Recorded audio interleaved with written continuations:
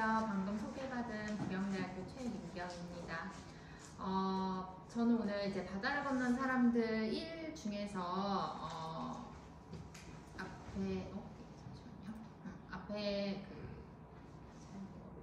서강다업 교수님이 이제 1장에 있는 상인 이야기를 하셨다면, 저는 이제 3장의 가장 마지막 곡지를 이제 소개를 하고자 합니다. 3장이 이제 더 넓은 세계를 향해 바다를 건너다 라고 되어 있어서 사절단과 유학생 이야기가 있는데요. 저는 이제 그 중에서 유학생, 특히 이제 수산학을 배우러 바다를 건너서 떠났던 어떤 특정 개인을 조금 소개를 하는 글을 썼거든요. 그래서 그걸 소개를 할 건데 시간이 그렇게 많지가 않아서 유학이라는 한자는 제가 왜 가져왔냐면, 유학은 이제 머무르면서 배우다라는 건데, 이제 영어로 하면 이 스터디 어브로드의 어브로드가 어원이 좁지 않는 곳에서라는 뜻이라고 하더라고요. 그래서 아마 이 제 3장을 나타내는데 의미가 있는 것 같아서 가지고 왔고, 이 제 3장에 나오는 유학생 꼭지가 3꼭지가 있습니다. 이 바다를 건넌 사람들 원에. 근데 공교롭게도 다 이제 일제강점기에 일본, 그 다음에 상하이 이렇게 떠났던 조선 유학생에 관한 이야기인데요.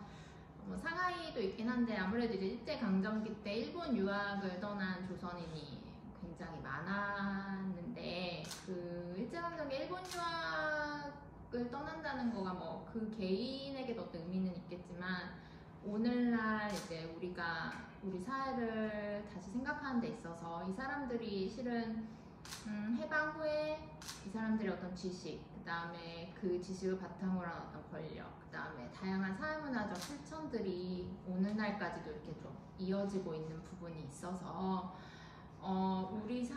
지금 현재 대한민국의 각 분야에 정말 이렇게 녹아들고 있는 부분이 있는 것 같거든요. 그래서 이제 뭐 다른 국제에서는 미술 유학생 이런 것도 쓰셨는데, 이제 저 같은 경우는 그중에 이제 수산 관련해서 대한민국 근현대 어떤 수산학에 있어서 이 일본 유학을 했던 게 어떤 의미를 지니는지를 조금 소개를 할까 합니다.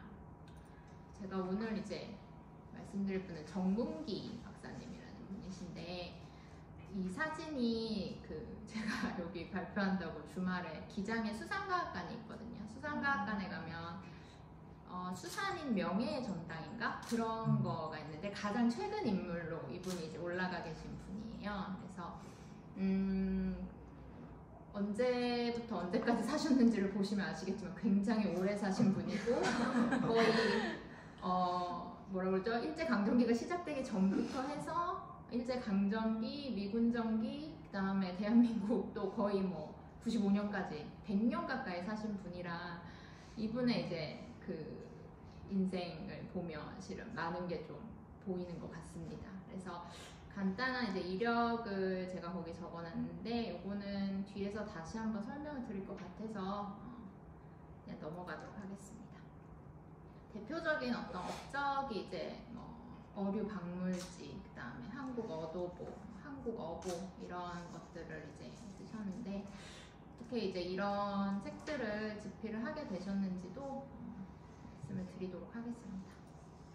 수산학이라는 거 이제 뭐 수산업의 기초를 이루는 학문이고, 수산업이라는 게 양식, 가공으로 이루어지기 때문에 그거에 맞춰서 수산학이라는 것도 어업학, 수산양식학, 수산가공학 이렇게 이루어져 있고, 굉장히 학제적인 특징이 강한 근대 학문 중에 하나인 것 같습니다. 그래서 미국 수산학회, 일본 수산학회가 19세기 말부터 20세기 초반에 발족이 됐고, 한국 수산학회는 현재 한국수산과학회라고 이름이 바뀌었는데, 우리는 해방 이후에 이제 수산학회가 결성이 돼서 현재 이르고 있습니다. 그리고 이 정문기 박사님이라는 분이 이제 이 수산학회 장도하시면서 이 우리나라 수산학의 어떤 기틀을 닦으신 분인데요. 이분이 이제 순천 분이시라 18살에 되게 늦게 서울로 이제 유학을 하셨는데 중앙학교에 다니면서 그 중앙학교에서 이제 선생님들이 식민 지배를 당하고 있는 사람으로서 힘을 키우는 방법은 공부밖에 없다 뭐 이런 식으로 이제 얘기를 하셨다고 본인 회고록에 적어주신 거예요. 그러면서 아 그럼 이제 대학에 가봐야 되나? 그럼 대학에 이왕 갈 거면 좋은데 일본 가서 한번 배워보지 라고 해서 목표를 참 이렇게 크게 잡으셨더라고요. 그래서 도쿄 제국대학에 입학을 해보자 라고 생각을 했는데 당시 이제 도쿄 제국대학에 입학을 하려면 제가 거기에 적어놨는데 이제 구제고등학교라고 제국대학 진학을 위해 이제 어떤 예비교육을 하는 그런 데를 반드시 졸업을 해야 제국대학에 갈 수 있었거든요. 그러니까 오늘날로 따지면 이제 대학의 어떤 교양과정 같은 거를 많이 배우는 곳이었대요. 그래서 그곳 중에 이제 가장 먼저 생긴 곳 중에 하나가 제가 지도에 표시를 해놨는데 일본의 4개의 섬 중에 이제 가장 작은 그 시코쿠라는 섬에 에히메 이제 마츠야마 고등학교라는 곳에 이제 25살에 입학을 하게 됩니다. 여기도 이제 곧바로 입학한 게 아니고 처음에는 뭐 중학교부터 일본으로 가셨다고 해요. 이제 다시 하려다 보니까 여기 들어가는 것도 쉽지가 않아서 그래서 굉장히 좀 늦은 나이에 이제 이 마츠야마 고등학교에 진학을 하고 이제 수산학과 여기서 만나게 되는데 마츠야마 고등학교가 이제 현재 일본 국립 에히메 대학입니까? 일본 구제대학 고등학교라는 게 지금은 다 국립대학으로 이제 남아 있는 건데.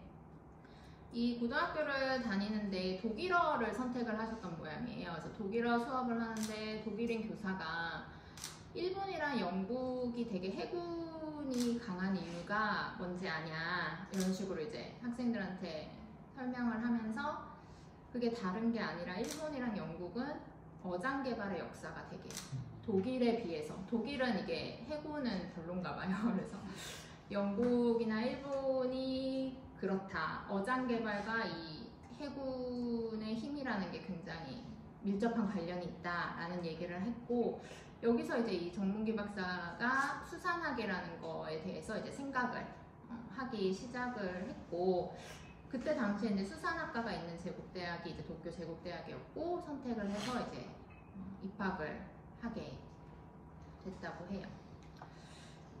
근데 수산학도 아까 제가 말씀드렸지만 다양한 분야가 있는데 이분이 이제 꽂히신 게 유학을 저도 유학을 경험했지만 유학을 하다 보면 되게 이렇게 정말 우연한 계기로 나의 어떤 학문의 길이 막 정해지는 느낌이 있거든요. 되게 우연한 계기인데 이분은 도쿄 제국대학에 들어가서 어느 도서관에 갔는데 고사류원이라는 책을 발견을 했대요. 근데 이 책이 뭐냐면 메이지 정부가 만든 백과사전인데 뭐 동물, 식물, 뭐 음식 이런 각각의 권으로 되어 있고 여기에 예를 들어 뭐 동물이면 한 동물에 대한 각종 고문서의 기록들을 하나로 모아서 이렇게 다시 편찬을 한 게 이 고사류원이라는 책인데 이 책에 이제 이 책을 보고 되게 감명을 받았대요. 아 이렇게 자료를 정리를 하고 옛날 그런 것들을 모을 수 있구나 라고 했다고 하는데 제가 이 고사료원이 지금은 다 데이터베이스화가 되어 있어서 한번 들어가 봤더니 이게 지금 잘 안 보이시는데 이게 어류부거든요. 어류부에 이게 아마 고래였을 겁니다. 제가 고래를 한번 펴봤더니 고래를 찍고 들어가면 고래의 또 뭐 각종 이런 뭐 관련 내용을 또 찍을 수 있고 그거를 찍으면 이런 식으로 그 자료들이 다 뜨게 지금 되어 있어요. 그래서 뭐 이런 식으로 지금 데이터베이스 한 것도 참 대단한데 당시 그 책을 이제 아마 도쿄대 들어가서 딱 보고 엄청 감동을 받았고 어류학, 특히 분류학 있죠. 물고기 분류 이거에 이제 관심을 갖게 되고 이거를 이제 본인의 세부 전공으로 정하고 그걸로 이제 공부를 하고 졸업을 하시고 조선에 돌아오셨다고 해요. 그래서 이 고사료원이 되게 감동적이었는지 돌아와서 한국에도 그럼 그런 뭔가 수산과 관련된 물고기와 관련된 좀 그 문헌들을 내가 모아보고 싶다. 그래서 본인 나름은 이렇게 좀 여러 가지 책들을 모으기도 하고 그랬는데 아마 뭐 이제 일도 해야 되고 이러다 보니 바쁘셨겠죠. 그래서 뭐 소장은 하고 특별히 더 뭐 하지는 못했다. 뭐 이런 식으로도 본인은 이제 회고를 하시더라고요. 아무튼 그렇게 해서 유학생활을 마치고 돌아오시게 되는데 유학생활하면 약간 쉬어가는 시간으로 이분이 되게 특이한 이력이 있는 게 저희 나라 제20대 대한축구협회 회장을 하시거든요. 그래서 되게 뜬금이 없는데 이분이 유학을 하면서 본인이 일본어를 익히고 그 다음에 인맥을 넓히려고 이 스포츠를 되게 열심히 특히 축구를 열심히 했다고 하세요. 그래서 이게 뭐 본인도 그런 의지가 있었고 또 하나는 이제 제국대학 측에서도 이 조선인 유학생이 스포츠를 하는 걸 굉장히 장려한 게 언뜻 보니까 스포츠하는 조선인 학생들에게는 사회주의 사상이 퍼지지 않네? 약간 이런 식으로 생각을 해서 아 쟤는 공부하고 운동하고 뭐 이것만 하네? 이렇게 생각을 한 것 같아요. 그래서 막 많이 지원도 하고 막 이런 식으로 해서 축구를 굉장히 열심히 하고 그래서 유학을 마치고 돌아와서 1932년에 조선축구협회의 창립 멤버세요. 멤버시고 이게 이제 42년이 되면은 일제가 여러 가지 조선인 단체를 이제 해산시키면서 해산을 했다가 해방 후에 재조직을 하고 대한축구협회로 이렇게 다시 바뀌는 건데 거기에 이제 제20대 회장으로 재임을 하십니다. 그래서 좀 특이한 이력이라 소개를 하겠습니다. 아무튼 그래서 이제 조선에 돌아와셔서 이 제국대학을 졸업한 학생들에게 가장 뭔가 흔했던 길은 총독부 관료가 되는 거였고 이분도 마찬가지로 조선 총독부 당시 식산국 수산과의 기수라는 직급으로 이제 일을 시작을 하십니다. 이분이 30년에 입사를 하셨는데 당시 수산과 57명 직원 중에 유일한 조선인 직원이고 그 다음에 식산국 전체 직원이 180명인데 이분이 받은 이제 직함은 기수였는데 기수 바로 위의 직급이 기사거든요. 기사가 이제 매니저급인데 식산국 전체를 봤을 때 180명 중에 32명이 기사인데 그 중에 조선인은 없는 상태에서 이제 이렇게 입사를 하시고 그러면 조선인은 기수를 하다가 기사로 승진을 못하는 거잖아요. 그럼 어떻게 되냐면 보통 기수를 몇 년 하다 보면 지방 군수 자리를 제안을 많이 했대요. 지방에 내려가서 이제 뭐 고향이라든지 고향 근처에 군수 자리로 가는 게 어떠냐 이런 식으로 해서 이제 중앙에서 내려보내는 거죠. 내려보내고 아마 뭐 총독부 입장에서는 지방을 통치하는 데 있어서도 도움이 된다라고 생각을 했을 거고 해서 제안을 했는데 이 정문기 박사는 일단 지방군수 자리는 자기는 가기 싫다. 나는 그냥 계속 기수여도 좋으니 여기 남겠다라고 해서 수산, 자원의 양식이나 번식 관련된 그 업무를 많이 보셨고 다만 이제 30대 후반이 되면 일본이 그 만주로 막 진출을 하고 이러면서 이 관료 제도가 좀 많이 바뀌거든요. 인력의 수급 문제도 있고 하면서 그래서 조선인 기사가 30년대 후반에 탄생을 하게 되는데 이제 39년에 이분도 기사가 돼서 평안북도 수산시험장으로 발령을 받으셔서 이동을 합니다.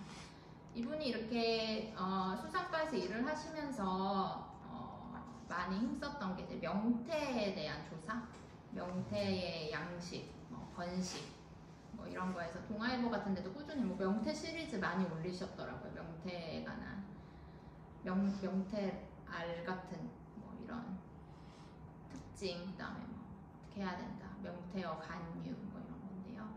그것도 있고 또 하나는 조선 해태라고 김, 우리나라 김에 대해서도 굉장히 이때 이미 뭐 양식 비슷하게 이제 되는 곳이 있었으니까 이런 것도 이제 소개를 하고 조선김이 얼마나 훌륭한지 그래서 조선 해태라는 건 아예 책으로도 엮으시기도 했습니다. 그래서 뭐 이런 것도 하시고 또 하나는 뭐 바지락도 양식을 한번 해보자 이런 이제 시도도 우리나라 바지락양식은 본격적으로 시작된 건 50년대 이후지만 이제 이때 이미 한번 시도는 해볼까 뭐 이런 일도 하셨다고 합니다.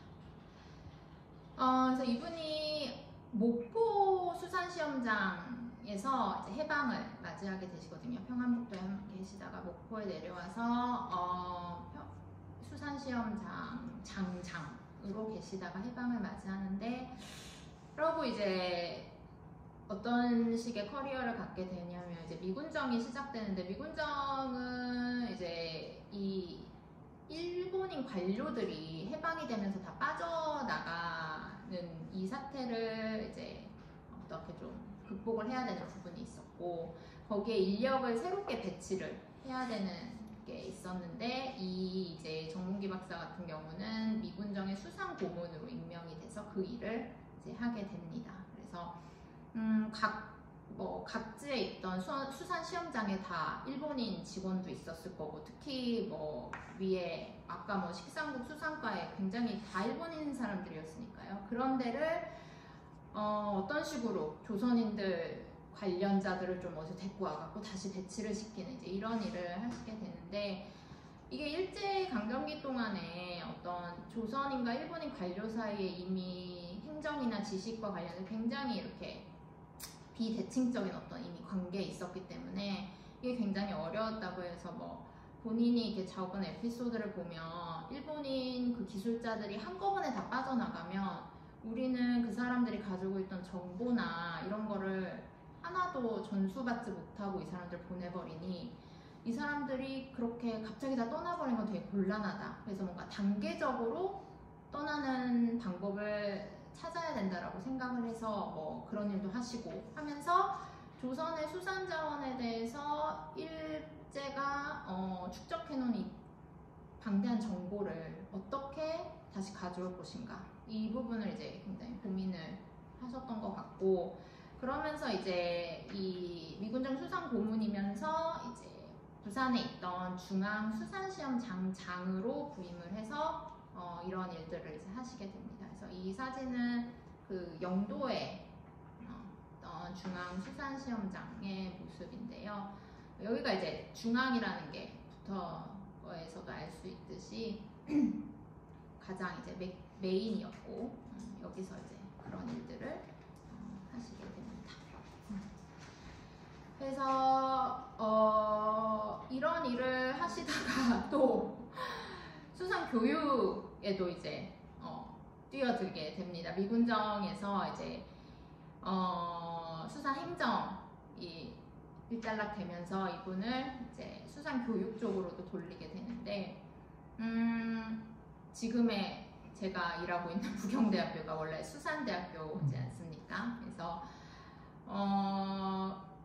국립부산수산대학교가 이제 47년, 이분은 47년에 학장으로 부임을 하시는데, 원래 이 학교가 이제 41년에 부산고등수산학교라고 일제강점기 때 세워졌고, 해방을 맞이해서 초대 학장은 미국인입니다. 그래서 그 부경대학교 홈페이지에 들어가면 초대 학장 얼굴은 이렇게 외국인인 걸 알 수 있는데, 이분이 이제 2대 학장으로 부임을 하셔서 이제 수산학 연구, 그다음에 수산 교육의 기반을 이제 닦게 되시는 건데, 뭐 에피소드 하나를 말하면 뭐 돈도 없고 당시에 다 어려운 상황이니까, 근데 수산대학에 공부하러 온 학생들이 머물 곳이 없다라는 거에 이제 이걸 어떻게 해결할지 고민을 하시다가 그 전국 어업조합장 회의를 설득을 해서 이 수산대학교에 기숙사를 짓고 싶으니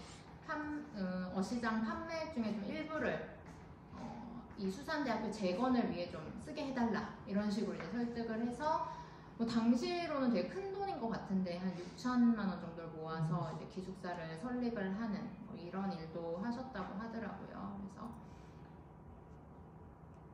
이게 이제 50년대로 추정되는 부산수산대학 공간인데, 이제 이런데 이제 기숙사도 만들고 해서 이후에 부산수산대가 이제 잘 나가는 어떤 기반을 닦으셨고, 그래서 추후에 이 명예박사를 취득을 하세요. 이분은 그러니까 뭐 학위가 있는 그런 분은 아니시니까 후에 이제 부산수산대에서 명예박사를 취득을 선택을 하십니다. 그래서 학장을 지내시고 이후에는 제가 앞에 뭐 이력에선 빼먹었지만 동국대에서도 약간 강의도 하시고 연구도 하시고 하셨는데, 이분이 이제 마지막에 이제 본인이 그런 각종 일들을 마무리하시면서 저 연구에 이제 몰두를 하시게 되는데, 그 어떤 큰 업적이 1977년에 나온 자산어보의 현대역입니다. 그래서 자산어보는 다들 잘 아시니까요. 그죠? 영화로도 있고 한데, 이 자산어보가 저도 잘 몰랐는데 이게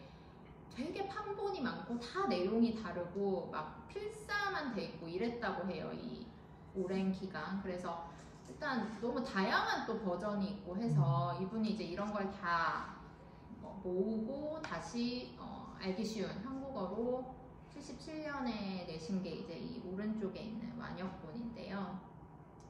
이 자산어보 완역에 이르는 과정이 이분의 그 일본 유학과 굉장히 관련이 많습니다. 왜냐하면 이분이 자산어보라는 거를 내가 뭐 번역을 해봐야겠다라고 느낀 거는 실은 1943년이거든요.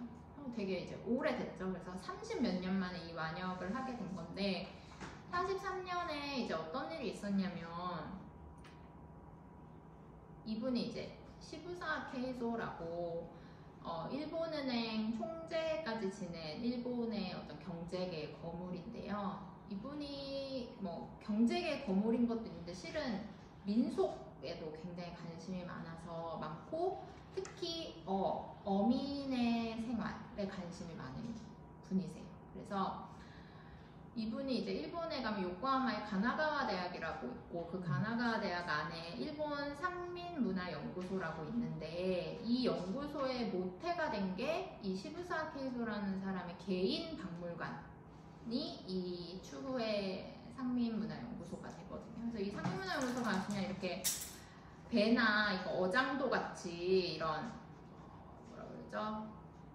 어업과 관련된 민속 소장품이 굉장히 많은데, 이거에 어떤 굉장히 많은 공헌을 하신 분이 시부사 케이소라는 사람인데, 이 사람이 1943년에 이 조선의 어떤 물고기와 관련된 책을 일본어로 번역을 하고 싶다라는 얘기를 해서, 조금 조선에 이런 일을 할 수 있는 사람이 누구냐라고 수소문을 해서 만난 게 정문기 박사였고, 당신이 이제 총독부에서 일을 하던 때죠. 그래서 알겠다, 뭐 좀 이상하긴 하지만 뭐 이 사람이 이렇게 다 도와준다는데 해보자라고 해서 번역을 일본어로 일단 43년부터 하기 시작을 했대요.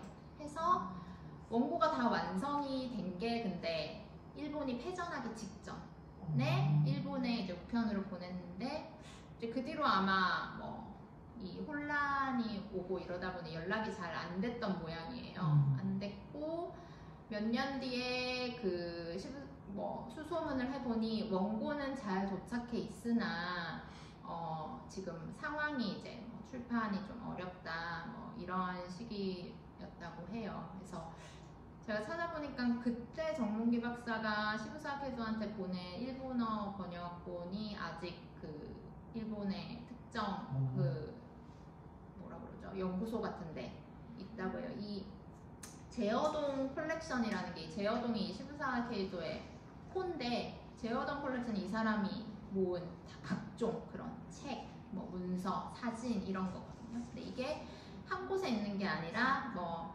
일본 해양박물관, 뭐 어디 여기 상민문화연구소 이렇게 여러 군데 있는데, 그 중에 한 곳에 이게 일단 다 있다고는 해요. 일본어 그 버전이. 근데 뭐 하여튼 일본어 번역은 이제 출판이 어렵게 됐고, 이후에 이제 그러면 자산어보를 해방이 됐으니까 한국어로 번역을 해보자라고 해서 이제 그때부터 돌입을 하셨고, 번역본이 77년에 나왔고, 이 77년에 나온 자산어보 책은 시부사 케이소는 이미 돌아가셨을 때이기 때문에 그 사람의 이제 아들에게 전달을 해서 당신의 아버지가 이런 기회를 줘서 내가 이거를 번역을 할 생각을 했다라고 해서 한국어판을 이제 넘겼다는 일화가 있더라고요. 그래서 이분 정문기 박사께서 굉장히 이제 다양한 일을 하신 분인데, 그리고 뭐 부경대학교에서 일을 한 입장에서는 부경대학교 자체를 생각을 해도 굉장히 역사에서 중요한 인물인데, 실은 이분이 이제 일제강점기에 유학을 했고, 그다음에 총독부에서 일을 했고, 이런 이제 이력을 어떻게 뭐 해석을 해야 되는지, 뭐 이런 부분에 대해서는 이제 되게 다양한 의견이 있는 것 같아요. 특히 이제 뭐 일본에서 배웠던 거를 아마 뭐 그대로 썼다 이런 게 이제 오늘날의 어떤 잣대에서 보면은 이렇게 뭐 베낀 거 이런 식으로도 이제 비춰질 수 있는 부분도 있고, 그 다음에 총독부에서 일을 했으니까 아무래도 이제 그런 일본의 어떤 관료, 그러니까 일제의 관료로서 뭐 친일 뭐 이런 느낌도 있고, 그래서 근데 다만 아직 많이 알려지진 않은 것 같아요. 근데 제가 그냥 이분에 대해서 조사를 하고 글을 쓰면서 생각을 한 거는 그냥 더 많이 알아야겠다. 어떤 식으로 해석을 하고 평가를 하는 건 그냥 지금부터의 작업이고, 이런 사람이 많을 것 같거든요. 저는 오늘 수산에 대해서만 얘기를 했지만 실은 뭐 농업, 뭐 어디 이렇게 되게 많을 건데, 이런 사람들이 일본에서 공부를 하고 돌아와서 해방된 이후에 어떤 길을 걸었고 이런 거를 조금 더 자세히 보고, 그 다음에 뭐 다양한 의견이 있을 것 같은데 그걸 이제 좀 시작을 해야 되지 않나? 라는 생각을 한번 해봤습니다. 그래서 오늘 굉장히 간단하지만 이 정도로 마무리하도록 하겠습니다. 네.